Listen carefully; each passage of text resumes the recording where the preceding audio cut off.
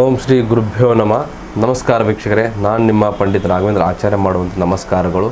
ವೀಕ್ಷಕರೇ, ಮೇ 16ನೇ ತಾರೀಕು ಜ್ಯೇಷ್ಠ ಅಮಾವಾಸ್ಯೆ ನಂತರ ಧನು ರಾಶಿಯವರ ರಾಶಿಫಲ ಹೇಗಿದೆ ಅಂತಕ್ಕಂಥದ್ದು ಈ ಒಂದು ವಿಡಿಯೋಲಿ ನಾನು ತಿಳಿಸ್ಕೊಡ್ತಾ ಇದ್ದೇನೆ. ಅದಕ್ಕಿಂತ ಮುಂಚೆ ನಮ್ಮ ಚಾನಲ್ನ ಲೈಕ್ ಮಾಡಿ ಹಾಗೂ ಸಬ್ಸ್ಕ್ರೈಬ್ ಮಾಡ್ಕೊಳ್ಳಿ. ನಿಮ್ಮ ರಾಶಾಧಿಪತಿ ಗುರು ಈಗ ಸಕಾರಾತ್ಮಕವಾಗಿದ್ದಾನೆ. ಇದು ನಿಮಗೆ ಒಳ್ಳೆಯ ಹೆಸರನ್ನು ತಂದು ಕೊಡುತ್ತೆ.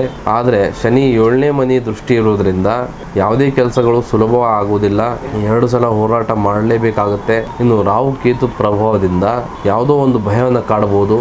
ಆದರೆ ಧೈರ್ಯ ಹೆದರಬೇಡಿ, ತಮ್ಮ ಅದೃಷ್ಟ ತಮಗೆ ಕೈ ಹಿಡಿಯುತ್ತೆ. ಇನ್ನು ಹಣಕಾಸಿನ ವಿಚಾರದಲ್ಲಿ ನೋಡುವಂಥದ್ದಾದರೆ ಹಣದ ಅರಿವು ಚೆನ್ನಾಗಿರುತ್ತೆ. ದಾನ ಧರ್ಮಗಳಿಗೆ ಸ್ವಲ್ಪ ಜಾಸ್ತಿ ಹಣ ಖರ್ಚು ಮಾಡ್ತೀರಾ. ನಿಮ್ಮ ಹಳೆಯ ಸಾಲಗಳು ವಾಪಸ್ ಬರುವಂಥ ಸಾಧ್ಯತೆಗಳಿವೆ. ಇನ್ನು ವೃತ್ತಿ ಮತ್ತು ಉದ್ಯೋಗದ ವಿಚಾರದಲ್ಲಿ ನೋಡುವಂಥದ್ದಾದರೆ ನೀವು ಟೀಚರ್ ಸಲಹೆಗಾರ ಆಗಿದ್ರೆ ಈ ಸಮಯ ತಮಗೆ ತುಂಬ ಚೆನ್ನಾಗೇ ಇದೆ.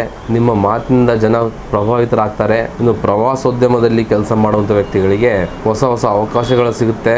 ದೂರದ ಪ್ರಯಾಣದಿಂದ ವೃತ್ತಿಯಲ್ಲಿ ಲಾಭ ಆಗುತ್ತೆ. ಗಮನಿಸಿ, ನಿಮ್ಮ ಹಿರಿಯ ಅಧಿಕಾರಿಗಳ ಜೊತೆ ವಾದವನ್ನು ಮಾಡಕ್ಕೆ ಹೋಗಬೇಡಿ. ಅವರ ಅನುಭವ ತಮಗೆ ಈಗ ತುಂಬ ಮುಖ್ಯ. ಇನ್ನು ವ್ಯವಹಾರದ ಬಗ್ಗೆ ನೋಡುವಂಥದ್ದಾದರೆ ನಿಮ್ಮ ಬಿಸ್ನೆಸ್ ಅನ್ನ ಬೇರೆ ಬೇರೆ ಬ್ರಾಂಚ್ ಮಾಡೋದಕ್ಕೆ ಇದು ಒಳ್ಳೆಯ ಸಮಯ. ಎಲೆಕ್ಟ್ರಾನಿಕ್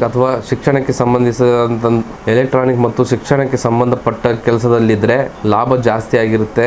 ಲಾಂಗ್ ಟರ್ಮ್ ಇನ್ವೆಸ್ಟ್ಮೆಂಟ್ ಮಾಡುವಂಥ ವ್ಯಕ್ತಿಗಳಿಗೆ ಈ ಸಮಯ ತುಂಬ ಒಳ್ಳೆಯದು. ಇನ್ನು ಪಾರ್ಟ್ನರ್ಶಿಪ್ ಬಿಸ್ನೆಸ್ನಲ್ಲಿ ಲೆಕ್ಕಾಚಾರ ಸರಿಯಾಗಿರಲಿ. ಇನ್ನು ಪ್ರೀತಿ ಮತ್ತು ಕುಟುಂಬದ ವಿಚಾರದಲ್ಲಿ ನೋಡುವಂಥದ್ದಾದರೆ ಮನೆಯಲ್ಲಿ ಮಂಗಳ ಕಾರ್ಯಗಳ ಬಗ್ಗೆ ಚರ್ಚೆಗಳು ಜಾಸ್ತಿ ಆಗುತ್ತೆ. ಹಿರಿಯರ ಆಶೀರ್ವಾದ ಸದಾ ನಿಮ್ಮ ಮೇಲೆ ಇರುತ್ತೆ.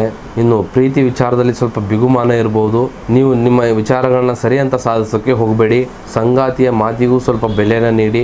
ಇನ್ನು ಆರೋಗ್ಯದ ವಿಚಾರದಲ್ಲಿ ನೋಡುವುದಾದರೆ ಮಂಡಿ ನೋವು ಅಥವಾ ಕಾಲು ನೋವು ಕಾಣಿಸ್ಕೊಳ್ಬಹುದು. ಸರಿಯಾದ ಸಮಯಕ್ಕೆ ಸ್ವಲ್ಪ ವ್ಯಾಯಾಮವನ್ನು ಮಾಡಿ. ಅತಿಯಾದ ಸಿಹಿ ಪದಾರ್ಥಗಳಿಂದ ದೂರ ಇರಿ. ಇನ್ನು ಈ ಒಂದು ಅಮಾವಾಸ್ಯೆ ದಿನ ದೇವಸ್ಥಾನದ ಗುರುಗಳಿಗೆ ಗೌರವವನ್ನು ನೀಡಿ. ಧ್ಯಾನ ಮತ್ತು ನೆಮ್ಮದಿಗಾಗಿ ಶೃಂಗೇರಿ ಶಾರದಾಂಬೆ ದೇವಸ್ಥಾನಕ್ಕೆ ಭೇಟಿಯನ್ನು ನೀಡಿ. ಗುರುವಿನ ಅನುಗ್ರಹಕ್ಕಾಗಿ ರಾಯರ ದರ್ಶನವನ್ನು ಮಾಡಿ. ಸಕಲ ಕಾರ್ಯಗಳ ಯಶಸ್ಸನ್ನು ಸಿಗಲು ಕೊಲ್ಲೂರು ಮೂಕಾಂಬಿ ದೇವಿಯ ದರ್ಶನವನ್ನು ಮಾಡಿ. ಇನ್ನು ಧನು ರಾಶಿಯವರು ನನಗೆ ಎಲ್ಲವೂ ಗೊತ್ತು ಅಂತ ಅಂದ್ಕೊಳ್ತಾರೆ. ಈ ಒಂದು ಅಮಾವಾಸ್ಯೆ ಸಮಯದಲ್ಲಿ ಸಣ್ಣವರ ಸಲಹೆಯನ್ನು ಕೂಡ ಕೇಳಿ. ನಿಮ್ಮದು ಕೂಡ ಧನು ರಾಶಿ ಆಗಿದ್ರೆ ಓಂ ಶ್ರೀ ರಾಘವೇಂದ್ರ ಸ್ವಾಮಿಯೇ ನಮಃ ಅಂತ ಕಮೆಂಟ್ ಮಾಡಿ. ಹಾಗೂ ಈ ಒಂದು ವಿಡಿಯೋನ ಲೈಕ್ ಮಾಡಿ, ಶೇರ್ ಮಾಡಿ ಹಾಗೂ ಸಬ್ಸ್ಕ್ರೈಬ್ ಮಾಡ್ಕೊಳ್ಳಿ. ಮತ್ತು ತಮ್ಮ ಜೀವನದಲ್ಲಿ ಏನೇ ಸಮಸ್ಯೆಗಳಿದ್ರೂ ನೇರವಾಗಿ ಬಂದು ಭೇಟಿ ನೀಡಿ ಅಥವಾ ಫೋನ್ನ ಮುಖಾಂತರ ಪರಿಹಾರವನ್ನು ಕಂಡುಕೊಳ್ಳಿ. ಧನ್ಯವಾದಗಳು.